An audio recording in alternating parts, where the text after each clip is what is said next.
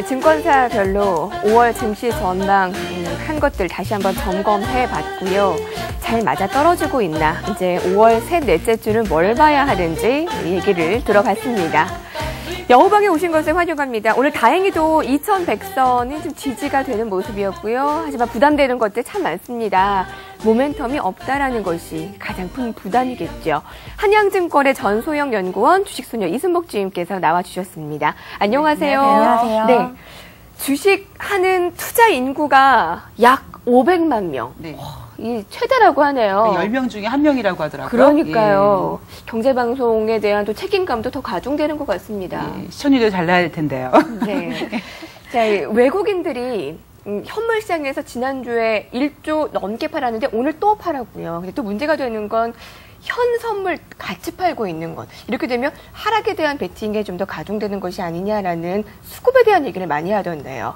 현재 지금 연구원의 시각에서는 어떻게 판단하고 계십니까? 예, 계속해서 언급을 드리고 있는 부분인데요. 지난 3월 달에 일본 대지진 이후에 들어왔던 외국인의 물량 중에 대부분이 환차익을 노리고 들어왔던 물량인 만큼 최근에 환율과 주식에 대한 연동성이 깊기 때문에 이런 물량들은 환율이 상승할수록 계속해서 조금 더 이탈될 가능성이 높기 때문에 조금 더 리스크 관리에 신경을 계속 쓰셔야 될 것 같습니다. 개인들이 그 사이에 2조 원 가량 순매수를 했습니다. 외국인들의 물량을 다 받아줬다라는 것이죠. 이렇게 되면 많은 분들께서 모르겠어요. 아까 보니까 현금 있으신 분들은 내일 하락 출발하면 조금 담아보세요라는 의견도 있었고, 일단 뭐 5월 조정 탈출 못하신 분은 6월 기간 조정 겪으면서 그냥 홀딩하시는 게 낫지 않나요? 본인들께서 많은 이야기를 나누시네요. 네, 그러니까 2100포인트에 대한 아마 지지력 테스트는 계속 이어질 것 같은데요. 2100포인트는 사실 깨질 수 있습니다. 그런데 깨지는 만큼 또 기술적인 반등 구간도 올 수 있는 것 같은데요. 제가 이제 이혜림의 SS 전 방송에서 이제 정은성 팀장님께서 기술적인 반등이 올 거다 이런 멘트를 제가 이제 들었는데요. 기술적인 반등은 당연히 올 수 있는 구간이 있고요. 조금 더 하락할 당시에는 뭐 연기금이라든가 이런 부분에 추가 자금 집행이 될 수는 있는데, 조금 느긋하게, 자, 지금 5월 달에 매수를 해서 연말까지 좀 가겠다라고 했을 때는 지금 당장 저가 매수에 임하시기보다는 조금 기간 조정을 위해서 분할 매수로 접하시는 거 보고, 그다음에 제가 조금 전에 이제 발키리에서도 말씀드렸겠지만 각 전망에서에 대한 그 이슈들에 대해서 어떻게 좀 변화가 있는지 굵직굵직한 사실 그러한 모습들은 결정이 날 수 있는 부분이기 때문에요. 네. 그런 걸 확인하고 저가 매수에 임하시면 좋을 것 같아요. 예. 좀 더 구체적으로 오늘 시황을 판단해 보겠습니다.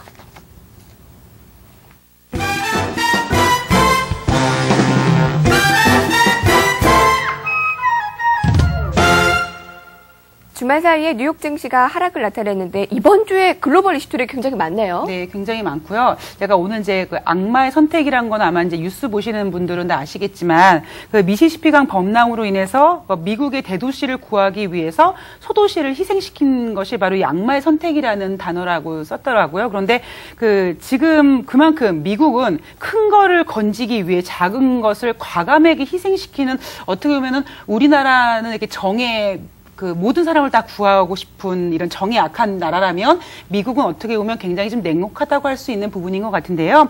자, 유로존 채무 우려로 지금 계속 글로벌 증시가 지금 리스크를 받고 있는데, 네. 제가 지난주부터 이제 지지난주가 됐죠. 계속 뭐 유로존 얘기, 뭐 미국 이야기, 중국 이야기를 하면서 글로벌 증시의 그림을 그려드리고 있는데요. 예. 달러가 역시 강세가 좀 지어지고 있고요. 그래서 외국인들은 현물과 선물에서 이제 차익 실현에 좀 보이고 있는 모습이고요.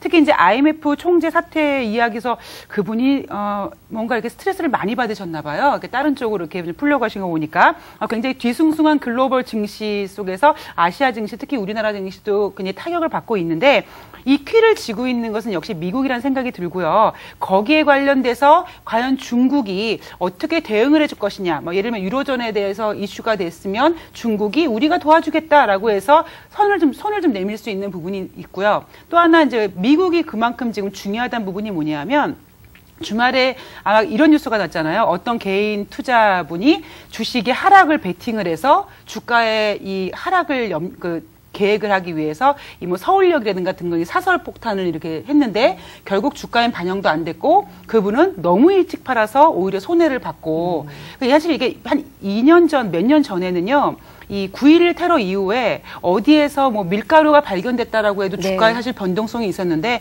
지금은 그런 거에 영향을 받을 증시는 아닌 것 같고요. 역시 지금 글로벌 증시를 흔드는 건 우리 먼저 살고 보자라고 하는 미국에서 키를 갖고 있는 것 같습니다.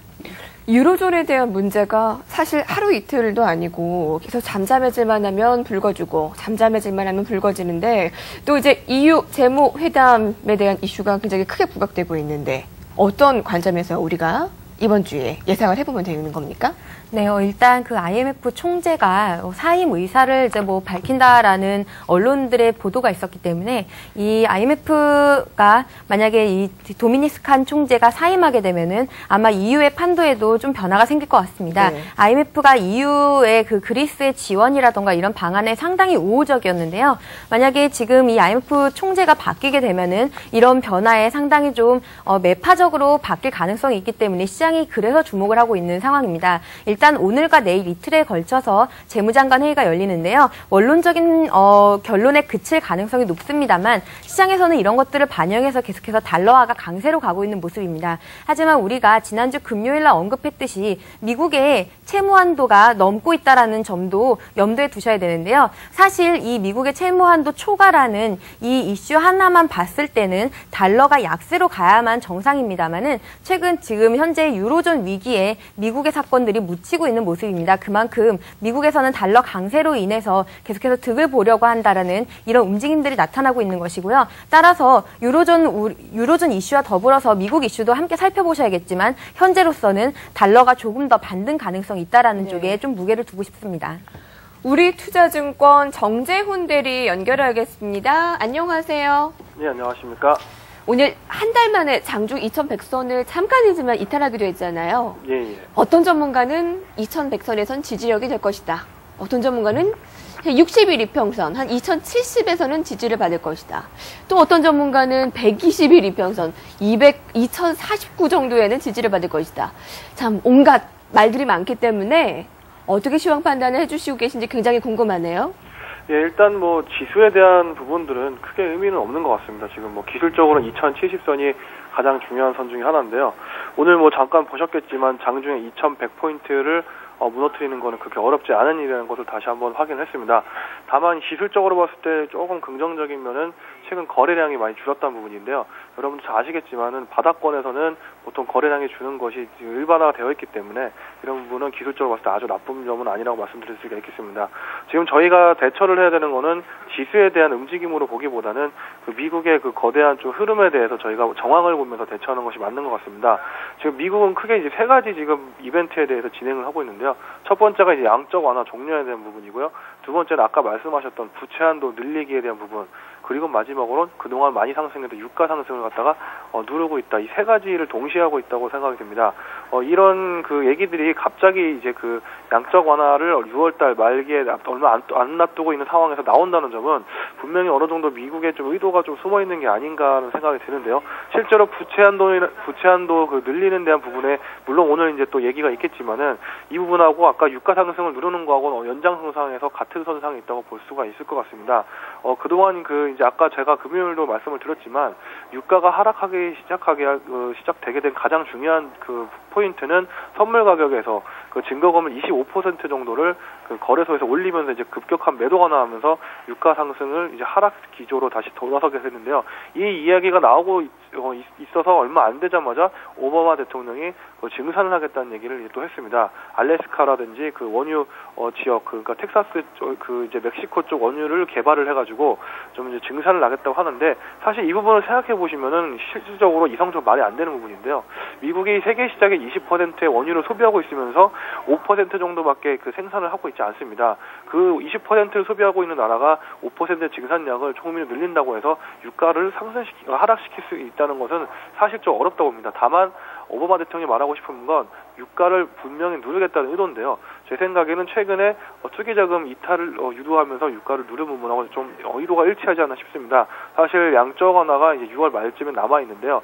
사실 지금 곡물 가격이나 유가가 이제 많이 올라 있는 이유는 다들 양적 완화의 후유증 때문에 그런 건데 양적 완화 후유증에 대한 부분을 일시적으로 눌러 놓으면 아무래도 다음번에 양적 완화를 비슷하게 가져갈 수 있는 정책들에 대해서 가볍게 나갈 수가 있기 때문에 의도적으로 좀 누르는 것이 아닌가. 또한 최근 부채 한도에 대한 부분도 계속 강조하는 점은 양적 완화가 지금은 안 한다고 하지만 필요성에 대해서 어느 정도 계속 주지를 시키고 있는 것 같습니다. 따라서 이런 좀 뒷면에 대해서도 여러분 입체적으로 생각을 해보셔야 될 것 같고요. 오늘 수급 상황은 좀 저는 개인적으로 상당히 안 좋은 것 같습니다. 외국인이 5천억 정도 매도를 했는데 제가 예전에 시간에 말씀드렸지만 지금 매도 같은 경우는 우리나라의 국지적인 매도가 아니라 대만 시장이라든지 아시아 시장의 전반적인 매도였던 점입니다. 따라서 이런 부분들은 외국인이 일시적으로 우리나라 시장을 팔았다기보다는 아시아 시장 포트폴리오를 일부분 조금 비웠다는 부분에서 봤을 때 외국인 매도가 조금 더 나올 수 있다는 부분은 좀 수급에 안 좋은 점으로 작용을 할 것 같습니다. 따라서 저희가 이제 신규 포지션, 예전에 기존 주도주라든지 이런 부분을 매수하게 될 때는 외국인 매수나 매도세를 아직까지는 좀 더 모니터링 해야 되기 때문에 섣불리 매수 나서는 건 좀 조심해야 되지 않나 싶습니다. 오늘 수급을 굉장히 중요하게 보셨네요. 외국인들 오늘 5천억 원 매도, 지금 매수가 이어질 때까지는 조금 우리가 경계 심리도 필요하다라고 했는데 그렇습니다. 지금은 안전자산 선호 현상, 위험자산 선호가 그러니까 좀 더 줄어들었다는 것이죠. 이 부분을 업종으로 우리가 한번 접목을 시켜보겠습니다. 다음 주제입니다.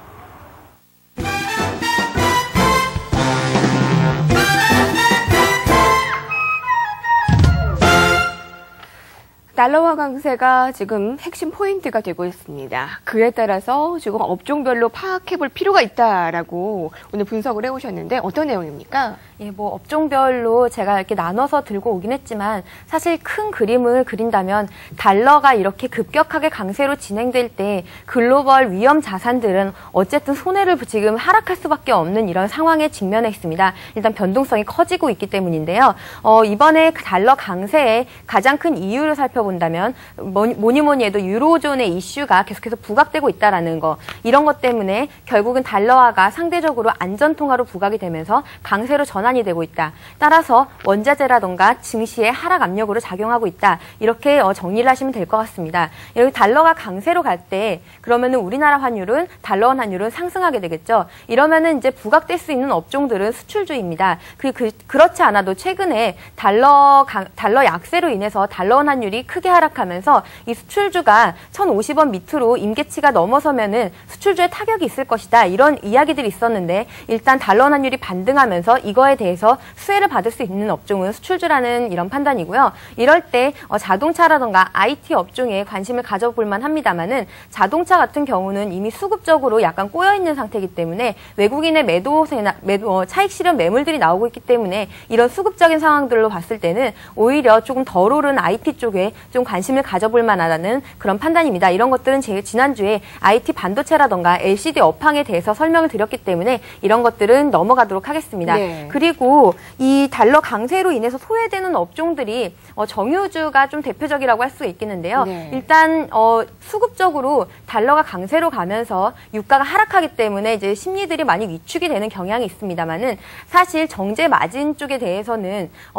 유가가 어느 정도 하락한다고 해서 정제 마진이 급격하게 줄어들진 않습니다. 이런 것들은 이제 펀더멘탈적으로 크게 문제가 없다라는 건데요. 다만 이런 것들이 이제 수급적으로 유가 하락이 결국에는 경기 위축과 관련된 경기가 둔화되면서 유가가 하락한다. 이런 관점으로 가게 된다라면은 이런 것들이 정유주에 좀 타격을 입을 만한 이런 사안입니다. 이 정유주 같은 경우는 이제 오늘 아까 이순복 주임님께서 그 미시시피강의 범람으로 인해서 정유시설에 차질이 생겼기 때문에, 그리고 또 하나의 이슈는 중국 그 정유회사에서 경유 수출을 일시적으로 중단하겠다라고 이게 밝힌 이 두 가지 이슈 때문에 오늘 정유주가 좀 상승을 했는데요. 일단 그 미시시피강 범람 사건은 이미 유가에 반영이 됐습니다. 이것들은 이제 달러가 강세로 가면서 금과 은 그리고 기타 이제 원자재 가격들이 하락함에도 불구하고 원유 가격만큼은 상승하는 이런 흐름을 지난주 금요일날 보였다라는 것에 이미 가격에 반영이 되어 있는 부분이고요.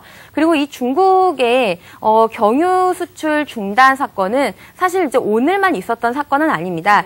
작년 11월에 이미 한번 경유 수출을 중단한 적이 있었거든요. 이 이유를 살펴보면은 이 물가 상승 압력에 대해서 계속해서 자국의 수요들이 늘어나기 때문에 일단 수출을 멈추고 내수 쪽으로 돌리겠다라는 이런 의도였습니다. 이런 것들이 이번에도 또 한 번 나타났습니다. 이거는 뭐냐면 결국에는 중국의 물가 상승 압력이 조금 완화되었다라고 하지만 4월 달에 이제 물가 상승 소비자 물가가 5.3%로 전월 대비 조금 낮아졌거든요. 하지만 이런 것들이 아직까지 중국의 물가 상승에서 경기 확장 쪽으로 시선이 이동될 것이다라고 보기에는 매우 위험하다라는 생각, 이런 것들을 지금 이 시장에서 지금 반영하고 있다라는 겁니다. 따라서 계속해서 하반기에서도 중국의 물가 상승 압력이 이어질 수 있다라는 이쪽으로, 그리고 중국의 긴축이 진행될 수 있다라는 이렇게 관점으로 좀 바라보시는 것이 좋을 것 같습니다. 화학주 가운데서는 어디를 더 유망하게 보세요? 예, 화학주 가운데서는 2차 전지 쪽이 계속해서 좀 유망하다라고 보고 있습니다. 예. 정유주 하면, 특히 화학주 하면 지속적으로 정재훈 대리께서 긍정적인 의견을 주신 바가 있는데, 대리님, 오늘 외국인들이 대거 팔았음에도 불구하고 기관 쪽에서 저가 매수가 들어오더라고요. 예. 이렇게 되면 또 증권사의 저평가 매력이라는 호평도 이어지고 계속 좋은 의견 유효합니까? 사실 오늘 외국인이 팔고 기관이 샀던 그 정유주 수급 자체를 사실적으로 놓고 보면 좋다고 말할 수는 없습니다. 실질적으로 제가 계속해서 강조드리고 있는 부분은 지금의 시장을 끌어올리는 쪽은 외국인이기 때문에 기관이 힘을 써서 올리는 종목보다는 외국인이 사서 올리는 쪽이 훨씬 더 힘이 강력하기 때문에 외국인이 매도가 나가고 기관이 수급이 이어지는 부분은 별로 좋다고 말씀을 드릴 수는 없겠는데요. 일단 일시적인 수급은 좋지 않다. 다른 업종에 비해서는 떨어진다고 결론을 짓고 싶습니다. 그런데 이제 제가 그 큰 그림에서 다시 한번 말씀을 드리면, 아까 이제 앞서 말씀드렸던 부분, 미국은 양적 완화에 대한 종료일이 얼마 안 남아 있는 상황에서 갑자기 이제 부채 한도에 대한 부분을 강조를 하고 있고요. 유가 상승 부분에 대해서 재고량을 늘리면서 갑자기 이제 그 유가 하락을 유도하겠다는 얘기는 했습니다. 근데 제가 좀 한 가지 묻고 싶은 거는, 지금까지 오바마 대통령이나 미국 정부라든지 FRB 쪽에서 원유가 계속해서 상승했던 아무런 조치를 취하지 않고 있다가 하필 양적 완화가 한 달 남은 시점에서 갑자기 증거금을 올리면서 유가를 좀 찍어내리고, 또한 아까 말씀드린 증감을 통해서 또 내리겠다는 부분의 의도를 나타나는 것은 뒤에 좀 숨은 의도가 아닌가 해서 계속해서 저는 그런 의문이 들고 있고요. 그게 이제 저의 시나리오대로 한번 생각을 해보면, 결론적으로 그 양적 완화에 대한 부분은 결국 그 유가에 대한 상승 부담이 좀 덜해지면 다시 한번 그 부채 한도가 지금 거의 찼기 때문에 다시 한번 시도할 수 있는 그런 모멘텀을 만드는 것이 아닌가 해서 자꾸 생각이 듭니다. 물론 이제 그 부분은 저만의 생각이기 때문에 일정 부분 사실에서 덜어놓고 간다 치더라도 투기 자금이 나갔던 그런 유가에 대한 부분들은 앞으로 좀 이제 헤매는 기간은 있겠지만 점진적인 상승을 이어가는 데는 도움이 될 수 있다는 부분입니다. 그리고 아까 이제 중국 경유 대란에 대해서 저는 좀 다른 시각에서 접근하고 싶은데요.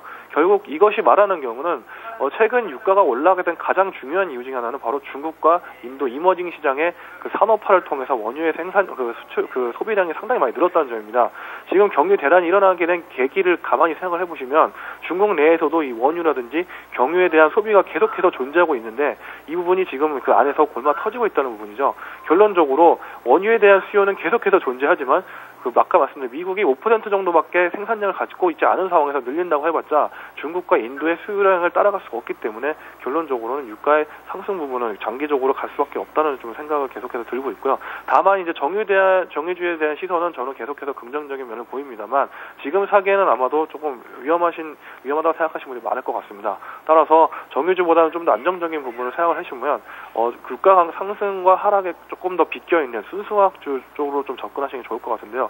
특히 금호석유화학 같은 경우 최근 또 안정적인 모습을 보여줬지만 최근 이제 한국타이어 제가 타이어 종목을 말씀드리면서 타이어 업황 자체가 지금 상당히 괜찮습니다. 합성고무 가격이 조금씩 꺾이면서 그런 이제 타이어 그 비용이 들어가는 부분을 좀 절감을 하고 있는데요. 다만 이 부타디엔이라고 하는 타이어 재료 자체를 금호석유화학이 일본이 없는 자리에서 대신을 하고 있기 때문에 계속해서 그 수주라든지 물량이 상당히 늘어나고 있는 상황입니다.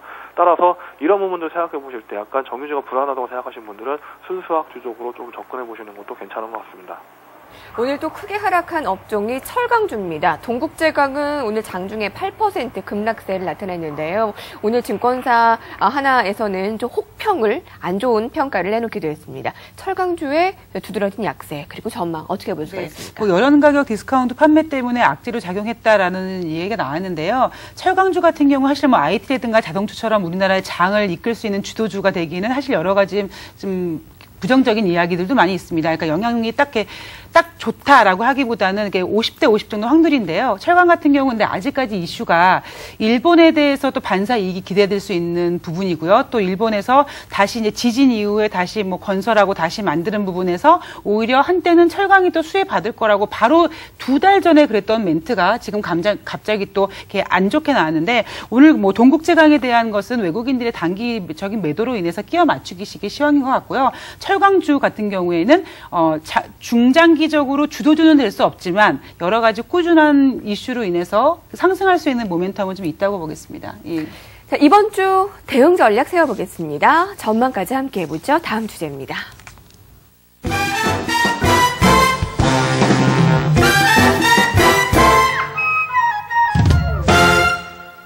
코스피 지수 어느덧 고점 대비 10%가량 조정을 받고 있습니다. 이번 주 글로벌 이슈도 많고 또 수급 등 살펴봐야 할 것들 많은데 세 분의 전문가에게 듣겠습니다. 전소연 연구원님. 네, 계속해서 환율에 따른 외국인의 움직임에 대해서 계속 염두에 두셔야겠는데요. 일단 달러 인덱스가 지금 현재 75.8선에서 거래가 되고 있는데 기술적으로 76.5선까지 추가 상승 가능한 만큼 이에 따른 외국인의 추가 매도 가능성이 높아지고 있다라는 점에서 계속해서 좀 주목을 하셔야겠고요. 그리고 이 원자재 같은 경우는 계속해서 뭐 이제 정재훈 대리님께서는 그 수급적인 경기 회복에 따른 수요가 계속해서 뭐 중기적으로는 원자재 가격의 상승을 야기할 것이다라고 언급을 하셨는데 이 부분은 현재 그 증거금을 올렸다라는 것은 투기 수요를 이탈시키기 위한 그런 움직임인데요. 사실 골드만삭스 같은 큰 IB는 이렇게 증거금을 올린다고 하더라도 그렇게 크게 영향을 받지 않습니다. 이게 어떻게 보면은 작은 헤지 펀드들의 이탈과 더불어서 어떻게 보면은 이 저가를 매수로 활용하려는 이런 움직임이 나타날 가능성도 있기 때문에 이런 원자재 가격의 흐름들도 좀 살펴보셔야 되겠고요. 일단은 계속해서 원자재 가격이 달러 강세에 의해서 하락하고 있다는 점도 염두에 두셔야겠습니다. 네, 이순복 주임님. 지금 미국의 문제는 그거 같아요. 돈을 그렇게 풀었는데 경기가 도대체 이게 뭐냐라는 질문에 대해서 미국이 그걸 좀 회피하기 위해서 유로존에 대한 리스크를 조금 더 부각시킬 수 있는 부분이 있습니다. 그러나 이게 외국인들이 우리나라 증시를 떠나는 이유가 매도하는 이유가 우리나라에 대한 어떤 매력이 떨어지는 게 아니라 자기네가 살기 위한 어쩔 수 없이는 액션이라고 좀 보셨으면 좋겠고요. 대신 외국인들은 우리는 코스피는 어쩔 수 없이 떠나고 있지만 코스닥은 열심히 사고 있어 해서 코스닥을 매수를 하고 있고요. 지금 뭐 스마트 그리드인가 뭐 롱텀 에볼루션이라는 이런 테마주들이 오히려 이 외국인들이 IT 소프트웨어, 하드웨어 쪽에 IT 종합 부품주를 계속 매수하고 있기 때문에 오히려 기간 조정을 빌미로 인해서 개인 투자분들은 오히려 이 외국인들이 사는 코스닥 종목들 집중해 보시면 좋을 것 같네요. 네, 정재훈 대리님. 예, 뭐니 해도 이번 주 유로존 오늘 새벽에 있는데요. 제일 중요한 것 같고요. 아까 이제 잠깐 전소연 연구님께서 말씀하셨지만, 이 IMF 총재가 지금 프랑스인입니다. 프랑스 대통령 이제 유럽 후보로도 뽑히고 있는데, 사실 이거 IMF라든지 유로존을 이끌어가는 나라가 프랑스랑 독일이기 때문에 과연 그 총재 이탈 자체가 프랑스의 지지 세력을 잃는 부분도 분명히 있을 겁니다. 다만 저는 이런 부분은 좀 체크를 해보셨지만 결론적으로는 어차피 지금 그쪽을 살리지 못하면 다 같이 무너지는 도미노 시스템이기 때문에 어떻게든 해결하는 움직임은 분명히 나올 것이라고 보고 있고요. 다만 이 유로존 문제가 지나갔음에도 불구하고 달러 강세가 계속해서 나온다. 이런 부분은 좀 미국의 의도가 계속해서 작용하는 거라고 좀 해석을 하시면 좋을 것 같고요. 아까 잠깐 말씀드렸지만 이제 앞으로 이제 거래량이 움직이는 거 어느 정도 나오는지 바닥권에서 나오는지는 좀 계속해서 확인을 해봐야 될 부분인 것 같습니다. 네, 지금까지 한양증권의 전소영 연구원, 주식소녀 이순복 주임, 우리투자증권의 정재훈 대리와 함께했습니다. 세 분 고맙습니다.